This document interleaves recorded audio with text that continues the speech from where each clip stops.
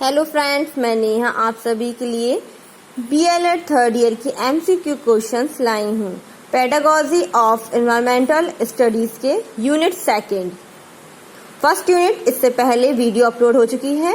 आप चाहें तो वो वीडियो देख सकते हैं। और अगर आप मेरे चैनल पर नए हैं तो लाइक, शेयर एंड सब्सक्राइब करना ना भूलें। चलिए तो देखते हैं एमसीक्यू क्वेश्चंस। देख लीजिए।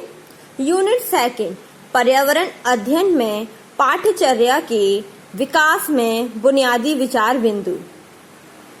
चलिए तो देखते हैं क्वेश्चन नंबर फर्स्ट। बालक का संपूर्ण विकास होता है, तो आंसर होगा डी, ये सभी। शारीरिक विकास होता है, बौद्धिक विकास होता है, संवेगात्मक विकास होता है। नेक्स्ट, वृद्धि तथा विकास का प्रारंभ कब होता है, तो ए आंसर गर्भावस्था में। चलिए नेक्स्ट, विकास बड़े होने तक ही सीमित नहीं है, वरन इसमें प्रौढ़ावस्था के लक्ष्य की ओर परिवर्तनों का प्रगतिशील क्रम निहित रहता है। विकास के फलस्वरूप व्यक्ति में नवीन विशेषताएं तथा नवीन योग्यताएं प्रकट होती हैं। किसके अनुसार है ये, तो बी आंसर होगा हरलॉक के अनुसार। चलिए नेक्स्ट, मानव विकास की अवस्थाएं हैं। सी आंसर 4 अवस्थाएं होती हैं। तो कौन कौन सी 4 अवस्थाएं होती हैं? शैशवावस्था, बाल्यावस्था, किशोरावस्था, प्रौढ़ावस्था।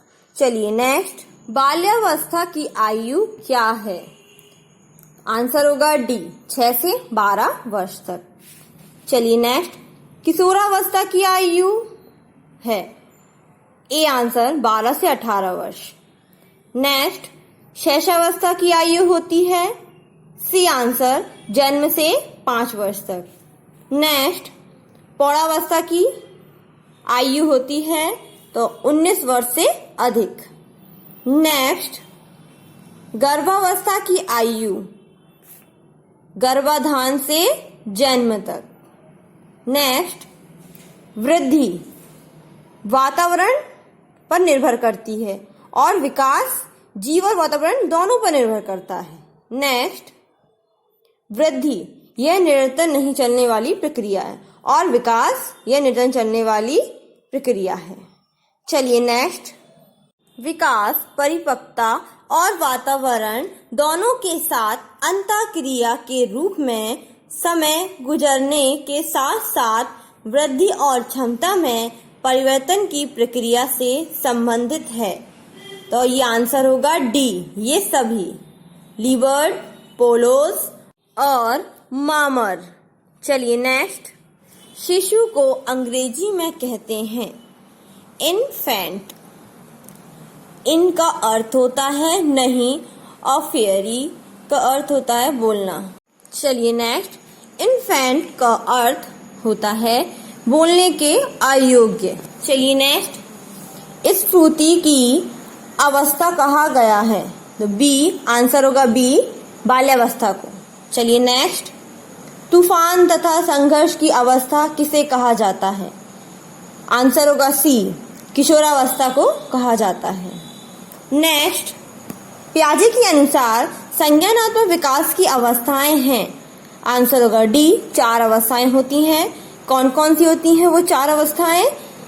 संवेदनात्मक गामक अवस्था, पूर्व संज्ञानात्मक अवस्था, मूर्त संज्ञानात्मक अवस्था, औपचारिक संज्ञानात्मक अवस्था। चलिए नेक्स्ट, संवेदनात्मक गामक अवस्था का काल है, तो आंसर होगा डी, जन्म से 2 वर्ष तक।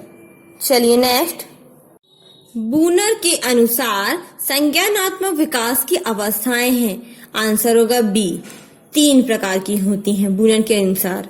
कौन कौन सी होती हैं? क्रियात्मक अवस्था, प्रतिबिंबात्मक अवस्था, संकेतात्मक अवस्था। चलिए नेक्स्ट, पूर्व संज्ञानात्मक अवस्था का काल बी आंसर 2 से 7 वर्ष तक होता है।